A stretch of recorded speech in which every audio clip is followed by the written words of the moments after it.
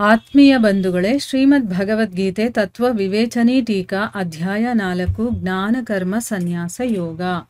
ಇದರಿಂದ ನಾವು 20ನೇ ಶ್ಲೋಕವನ್ನ ತಿಳ್ಕೊಳ್ತಾ ಇದ್ವಿ. ಓದ ಭಾಗದಲ್ಲಿ ಈ ರೀತಿ ಆಸಕ್ತಿಯನ್ನೆಲ್ಲ ಬಿಟ್ಟು ನಿರಾಶ್ರಯ ಮತ್ತೆ ನಿತ್ಯ ತೃಪ್ತನಾಗೋದು ಅಂತಂದ್ರೆ ಏನು, ಅದ್ರ ಬಗ್ಗೆ ತಿಳ್ಕೊಂಡ್ವಿ. ಅಂದ್ರೆ ಯಾರ ಮೇಲೂ ನಾವು ಆಶ್ರಿತನಾಗಿರದೆ, ಅಂದ್ರೆ ಇಂಥ ವಸ್ತು ಇದ್ರೇನೆ ಅಥವಾ ಇಂಥ ವ್ಯಕ್ತಿ ಇದ್ರೇನೆ ನಾನು ಬದುಕಿರೋದಕ್ಕಾಗೋದು, ಇಲ್ಲಾಂದ್ರೆ ನನ್ನ ಕೆಲಸನೇ ನಡೆಯೋದಿಲ್ಲ ಅಂತೆಲ್ಲ ನಾವು ಯೋಚನೆ ಮಾಡ್ತೀವಲ್ವ, ಅದಿಲ್ಲದೆ ಇರುವಂಥದ್ದು, ಅದನ್ನ ನಿರಾಶ್ರಯ ಅಂತ ಹೇಳೋದು. ಮತ್ತೆ ಈ ಒಂದು ಜಗತ್ತಿನ ಪದಾರ್ಥಗಳು ಯಾವುದ್ರ ಬಗ್ಗೆನೂ ಅವನಿಗೆ ಒಂದು ಸ್ವಲ್ಪನೂ ಕೂಡ ಮಮತೆ ಆಸಕ್ತಿ ಏನೂ ಇರೋದಿಲ್ವೋ, ಯಾವಾಗಲೂ ಅವನು ಭಗವಂತನ ಮೇಲೆ, ಅಂದ್ರೆ ಭಗವಂತನೇ ಅವನಿಗೆ ಸಿಕ್ಬಿಟ್ಟಿರ್ತಾನೆ. ಸೊ ಅದರಿಂದ ಅವನು ಪರಮಾನಂದದಲ್ಲಿರ್ತಾನೆ. ಅದನ್ನ ನಿತ್ಯ ತೃಪ್ತನಾಗೋದು ಅಂತ ನಾವು ಅರ್ಥ ಮಾಡ್ಕೊಂಡ್ವಿ. ಈಗ ಪ್ರಶ್ನೆ ಏನು ಅಂತಂದ್ರೆ, ಕರ್ಮಣಿ ಅಭಿಪ್ರವೃತ್ತ ಅಪಿನ ಏವ ಕಿಂಚಿತ್ ಕರೋತಿ ಸಹ ಅನ್ನುವಂತಹ ವಾಕ್ಯದಲ್ಲಿ ಅಭಿ ಅನ್ನುವಂಥ ಉಪಸರ್ಗದ ಜೊತೆ ಅಪಿ ಮತ್ತೆ ಏವ ಅನ್ನುವಂಥ ಅವ್ಯಯಗಳ ಪ್ರಯೋಗ ಮಾಡಿದಾರಲ್ಲ, ಅದು ಯಾಕೆ ಅಂತ ಹೇಳ್ತಾ ಇದ್ದಾರೆ. ಇಲ್ಲಿ ಉಪಸರ್ಗ, ಅವ್ಯಯ ಇದೆಲ್ಲ ವ್ಯಾಕರಣದ ಭಾಷೆಗಳು, ಆಯ್ತಾ. ಇಲ್ಲಿ ನಾವು ತಿಳ್ಕೋಬೇಕಾಗಿರೋದು ಏನು ಅಂತಂದ್ರೆ, ಅಭಿ ಮತ್ತೆ ಅಪಿ ಆ ಶಬ್ದಗಳಿಗೆ ಅರ್ಥ ಏನು ಅಂತ ತಿಳ್ಕೊಳ್ಳೋಣ. ಫಸ್ಟು ಅಭಿ ಅಂತಂದ್ರೆ ಚೆನ್ನಾಗಿ ಅಂತ ಅರ್ಥ, ಅಪಿ ಅಂತಂದ್ರೆ ಕೂಡ ಅಂತನ್ಬಿಟ್ಟು. ಅದನ್ನೆಲ್ಲ ಯಾಕೆ ಉಪಯೋಗ ಮಾಡಿದ್ದಾರೆ ಇಲ್ಲಿ ಅಂದ್ರೆ, ಅಲ್ಲಿ ಒಂದು ಒತ್ತು ಕೊಟ್ಟು ಹೇಳುವಂಥದ್ದು, ಅದನ್ನ ಯಾಕೆ ಇಲ್ಲಿ ಯೂಸ್ ಮಾಡಿದ್ದಾರೆ ಅಂತ ಪ್ರಶ್ನೆ ಕೇಳ್ತಾ ಇದ್ದಾರೆ.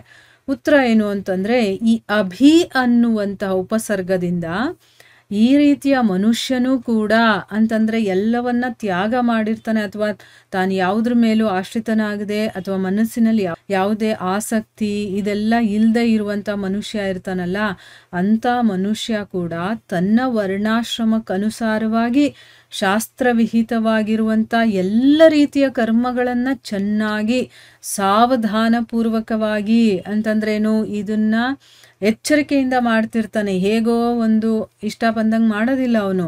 ಮತ್ತೆ ವಿವೇಕದ ಜೊತೆಗೆ ತನ್ನಲ್ಲಿ ಏನು ಮಾಡಬೇಕು ಏನು ಮಾಡಬಾರ್ದು ಅನ್ನುವಂಥ ವಿವೇಕ ಕೂಡ ಇರುತ್ತೆ ಅವನಿಗೆ. ಆ ರೀತಿ ತಾನು ಈ ಕೆಲಸಗಳನ್ನ ಮಾಡ್ತಾ ಅವನು ವಿಸ್ತಾರ ಮಾಡಬಹುದು ಅಂತ ಹೇಳಿದ್ದಾರೆ.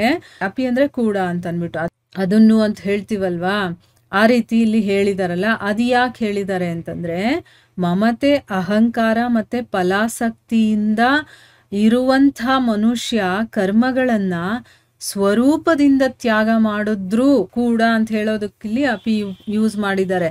ಈಗ ಒಬ್ಬ ಮನುಷ್ಯ ಇರ್ತಾನೆ, ಅವನಿಗೆ ಅಹಂಕಾರ ಇರುತ್ತೆ, ಮಮತೆ ಇರುತ್ತೆ, ಫಲಾಸಕ್ತಿ ಇರುತ್ತೆ, ಆದ್ರೂ ಕೂಡ ಅವನು ಕೆಲಸಗಳನ್ನೇ ಬಿಟ್ಟುಬಿಟ್ಟಿರ್ತಾನೆ. ನಾನು ಈ ಕೆಲಸವನ್ನ ನಾನು ಮಾಡೋದೇ ಇಲ್ಲ, ಇದು ಮಾಡಿದ್ರೆ ತಾನೆ ಅಂತ. ಆದ್ರೆ ಅವನ ಮನಸ್ಸಲ್ಲಿ ಆ ಕೆಲಸದ ಮೇಲೆ ಮಮತೆನೂ ಇರುತ್ತೆ, ಅಹಂಕಾರ ಇರುತ್ತೆ, ಮತ್ತೆ ಫಲಾಸಕ್ತಿ ಕೂಡ ಇರುತ್ತೆ. ಆ ರೀತಿ ಇಟ್ಕೊಂಡು ಅವನೇನಾದ್ರೂ ಕೆಲಸ ಮಾಡದೆ ಸುಮ್ಮನೆ ಇದ್ದ ಅಂತಂದ್ರೆ ಅವನು ಆ ಕರ್ಮ ಬಂಧನದಿಂದ ಮುಕ್ತನಾಗೋದಿಲ್ಲ. ನೋಡಿ ಎಷ್ಟು ವಿಚಿತ್ರವಾಗಿದೆ ಇಲ್ಲಿ. ನಾವು ಎಲ್ಲಿ ನನಗೆ ಫಲ ಬಂದ್ಬಿಡುತ್ತೋ, ನನಗೆ ಆ ಕೆಲಸದಿಂದ ಏನಾದ್ರೂ ಒಂದು ಪಾಪನೋ ಏನೋ ಬಂದ್ಬಿಡುತ್ತೋ ಅಂತ ತಿಳ್ಕೊಂಡು ತನ್ನ ಒಂದು ಕರ್ತವ್ಯ ಕರ್ಮವನ್ನ ಅವನು ಮಾಡದೆ, ಮನಸ್ಸಲ್ಲಿ ಮಾತ್ರ ಅವನಿಗೆ ಆಸೆನೂ ಇರುತ್ತೆ, ಮಮತೆನೂ ಇರುತ್ತೆ, ಅಹಂಕಾರನೂ ಇರುತ್ತೆ, ಈ ಗುಣಗಳೆಲ್ಲ ಇದ್ದು ಅವನ ಕೆಲಸ ಮಾಡದೆ ಸುಮ್ಮನೆ ಕೂತ್ಕೊಂಡಿದ್ದ ಅಂತ ಇಟ್ಕೊಳ್ಳಿ, ಅವನು ಕರ್ಮ ಬಂಧನದಿಂದ ಬಿಡುಗಡೆ ಆಗೋದಿಲ್ಲ. ಆದ್ರೆ ಅದೇ ನಿತ್ಯ ತೃಪ್ತನಾಗಿರುವಂತ ಒಬ್ಬ ಮನುಷ್ಯ ಎಲ್ಲ ಕೆಲಸಗಳನ್ನು ಮಾಡ್ತಾ ಇದ್ರೂ ಕೂಡ ಅದರ ಬಂಧನಕ್ಕೆ ಅವನು ಸಿಕ್ಕಾಕೊಳ್ಳೋದಿಲ್ಲ ಅನ್ನುವಂಥದ್ದನ್ನ ಹೇಳೋದಕ್ಕೋಸ್ಕರ ಅದನ್ನು ಹೇಳಿದ್ದಾರೆ. ಮತ್ತಿಲ್ಲಿ ಏವ ಅನ್ನುವಂಥ ಅವ್ಯಯವನ್ನ ಪ್ರಯೋಗ ಮಾಡಿದಾರಲ್ಲ, ಅದು ಯಾಕೆ ಅಂತಂದ್ರೆ, ಆ ಕರ್ಮದ ಜೊತೆ ಅವನಿಗೆ ಸ್ವಲ್ಪವೂ ಕೂಡ ಸಂಬಂಧ ಇರೋದಿಲ್ಲ ಅನ್ನುವಂಥ ಒಂದು ಭಾವನೆಯನ್ನ ತೋರಿಸೋದಕ್ಕೋಸ್ಕರ. ಅಂದ್ರೆ ಅವನು ಎಲ್ಲ ಕೆಲಸಗಳನ್ನ ಮಾಡ್ತಾ ಇದ್ರೂ ಕೂಡ ವಾಸ್ತವದಲ್ಲಿ ಅವನು ಅಕರ್ತನಾಗಿರ್ತಾನೆ. ಮೇನ್ ಏನ್ ಗೊತ್ತಾ, ಹೊರಗಡೆಯಿಂದ ನಾವು ಏನು ಕೆಲಸ ಮಾಡ್ತಾ ಇರ್ತೀವೋ ಅದು ಇಂಪಾರ್ಟೆಂಟ್ ಅಲ್ಲ, ಒಳಗಡೆಯಿಂದ ನಮ್ಮ ಭಾವ ಹೇಗಿದೆ ಅದು ತುಂಬಾ ಇಂಪಾರ್ಟೆಂಟು. ಈ ಜಗತ್ತಲ್ಲಿ ಏನನ್ನು ನೋಡ್ತಾರೆ ಹೇಳಿ, ಹೊರಗಡೆಯಿಂದ ನಾವು ಎಷ್ಟು ಕೆಲಸ ಮಾಡ್ತಾ ಇದ್ದೀವಿ ಅನ್ನೋದನ್ನ ಲೆಕ್ಕ ಹಾಕ್ತಾರೆ. ಅದೇ ಆಧ್ಯಾತ್ಮಿಕಕ್ಕೆ ಬಂದಾಗ ಹೊರಗಡೆದು ಇಂಪಾರ್ಟೆಂಟ್ ಆಗಲ್ಲ, ಒಳಗಡೆಯಿಂದ ನಾವು ಹೇಗಿದ್ದೀವಿ, ಏನು ಮಾಡ್ತಾ ಇದ್ದೀವಿ ಅನ್ನೋದು ಇಂಪಾರ್ಟೆಂಟ್ ಆಗುತ್ತೆ. ಈ ರೀತಿ ಕರ್ಮದಲ್ಲಿ ಅಕರ್ಮವನ್ನ ಮತ್ತೆ ಅಕರ್ಮದಲ್ಲಿ ಕರ್ಮವನ್ನ ನೋಡುವಂತಹ ಮುಕ್ತ ಪುರುಷ ಇರ್ತಾನಲ್ಲ, ಅವನು ಪೂರ್ಣ ಕಾಮನಾಗಿ ಹೋಗಿರೋದ್ರಿಂದ ಅವನಿಗೆ ಯಾವುದೇ ಏನೂ ಇರೋದಿಲ್ಲ, ಎಲ್ಲವೂ ಕಂಪ್ಲೀಟ್ ಆಗಿಬಿಟ್ಟಿರುತ್ತೆ. ಅದಕ್ಕೋಸ್ಕರ ಅವನಿಗೆ ಯಾವುದೇ ಕರ್ತವ್ಯ ಶೇಷವಾಗಿ ಉಳಿಯೋದಿಲ್ಲ ಅನ್ನುವಂಥ ಮಾತನ್ನ ಸ್ಪಷ್ಟಪಡಿಸಿದ್ದಾರೆ ಇಲ್ಲಿ. ಇದೇ ವಿಷಯವನ್ನ 3ನೇ ಅಧ್ಯಾಯದ 17ನೇ ಶ್ಲೋಕದಲ್ಲೂ ಕೂಡ ಭಗವಂತ ಹೇಳಿದಾನೆ. ಅದು ಯಾವ ಶ್ಲೋಕ ಅಂತಂದ್ರೆ ಯಸ್ತ್ವಾತ್ಮರತಿ ರೇವಸ್ಯಾದ್ ಅಂತ ಬರುತ್ತೆ ನೋಡಿ, ಆ ಶ್ಲೋಕ. ಅದರಲ್ಲಿ ಏನು ಹೇಳಿದಾನೆ, ಯಾವ ಮನುಷ್ಯ ಆತ್ಮನಲ್ಲೇ ರಮಮಾಣನಾಗಿರ್ತಾನೋ, ಅಂದ್ರೆ ಆತ್ಮದಲ್ಲೇ ರಮಿಸ್ತಾ ಇರ್ತಾನೋ, ಆತ್ಮನಲ್ಲಿಯೇ ತೃಪ್ತನಾಗಿರ್ತಾನೋ, ಆತ್ಮನಲ್ಲಿಯೇ ಸಂತುಷ್ಟನಾಗಿರ್ತಾನೋ, ಅವನಿಗೆ ಯಾವ ಕರ್ತವ್ಯನೂ ಇರೋದಿಲ್ಲ ಅಂತ ಭಗವಂತ ಸ್ವಯಂ ಹೇಳಿದಾನೆ. ಅಂಥ ಮನುಷ್ಯನಿಗೆ ಯಾವುದೇ ವಸ್ತು ಆಗಿರ್ಬೋದು, ಯಾವುದೇ ರೂಪದಲ್ಲೂ ಕೂಡ ಅವನಿಗೆ ಯಾರ ಅವಶ್ಯಕತೆನೂ ಇರೋದಿಲ್ಲ. ಅದಕ್ಕೋಸ್ಕರನೇ ಅವನು ಯಾವುದೇ ಕ್ರಿಯೆಗಳನ್ನ ಮಾಡ್ತಾ ಇರ್ತಾನೋ ಎಲ್ಲವೂ ಕೂಡ ಶಾಸ್ತ್ರಸಮ್ಮತ ಮತ್ತೆ ಆಸಕ್ತಿ ಇಲ್ಲದೆ ಕೇವಲ ಅವನು ಲೋಕ ಸಂಗ್ರಹಕ್ಕೋಸ್ಕರ ಮಾಡ್ತಾ ಇರ್ತಾನೆ. ಅದಕ್ಕೋಸ್ಕರ ಅವನ ಕರ್ಮಗಳು ವಾಸ್ತವದಲ್ಲಿ ಕರ್ಮವೇ ಅಲ್ಲ ಅನ್ನೋದು. ಕರ್ಮ ಅಂತಂದ್ರೆ ಏನು?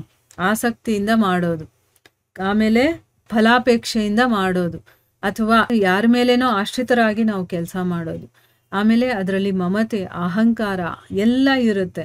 ಆ ರೀತಿ ಇಟ್ಕೊಂಡು ಏನು ಮಾಡ್ತೀವೋ ಕೆಲಸಗಳು, ಅದನ್ನ ಕರ್ಮ ಅಂತ ಹೇಳೋದು. ಇದೆಲ್ಲವನ್ನ ಬಿಟ್ಟು ಅವನು ಬರೀ ಲೋಕ ಸಂಗ್ರಹಕ್ಕೋಸ್ಕರ ಕೆಲಸ ಮಾಡ್ತಾನೋ ಆ ಕೆಲಸಗಳನ್ನ ಕರ್ಮ ಅಂತ ಹೇಳೋದೇ ಇಲ್ಲ ಅನ್ನೋದು ಇದರ ಅರ್ಥ. ಈಸಿಯಾಗಿ ಅರ್ಥ ಆಗುತ್ತಲ್ವಾ? ಅದಕ್ಕೋಸ್ಕರನೇ ಸಾಧು ಸದ್ಗುರುಗಳು ಸಂತರು ಇವರೆಲ್ಲ ಕೆಲಸ ಮಾಡ್ತಾ ಇದ್ರು ಕೂಡ ಅವರು ತಮಗೋಸ್ಕರ ಮಾಡ್ತಾ ಇರಲ್ಲ, ಲೋಕ ಸಂಗ್ರಹಕ್ಕೋಸ್ಕರ ಮಾಡ್ತಾ ಇರ್ತಾರೆ. ಅದಕ್ಕೆ ಅವರಿಗೆ ಕರ್ಮ ಬಂಧನ ಅನ್ನೋದು ಇರೋದಿಲ್ಲ ಅನ್ನೋದು ಇದರಿಂದ ನಾವು ಅರ್ಥ ಮಾಡ್ಕೊಳ್ಬಹುದು. ಇಲ್ಲಿಗೆ ನಾವು ನಿಲ್ಲಿಸೋಣ. ಹರೇ ಕೃಷ್ಣ.